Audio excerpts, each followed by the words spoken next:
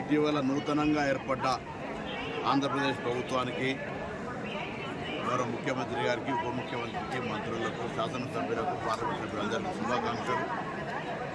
ఆ ఏడుకొండలవాడి స్వామి ఆశీర్వచనంతో రెండు ఉభయ రాష్ట్రాలు ప్రజలు సుఖ సంతోషాలతో ఉండాలని ఆకాంక్షిస్తూ ఉన్నాం. అదేవిధంగా రెండు తెలుగు రాష్ట్రాలు కలిపి కేంద్రంపై ఏ విభజన హామీలు అయితే ఉన్నాయో ఆ విభజన హామీల అమలు కోసం కలిసి కేంద్రం మీద ఒత్తిడి తేవడానికి కలిసి రావాల్సిందే ఈ సందర్భంగా విజ్ఞప్తి చేస్తూ ఉన్నాం. అదేవిధంగా నిన్న గౌరవ ఉప ముఖ్యమంత్రి గారు పవన్ కళ్యాణ్ గారు కరీంనగర్ జిల్లా కొండగట్టుకొచ్చినారు.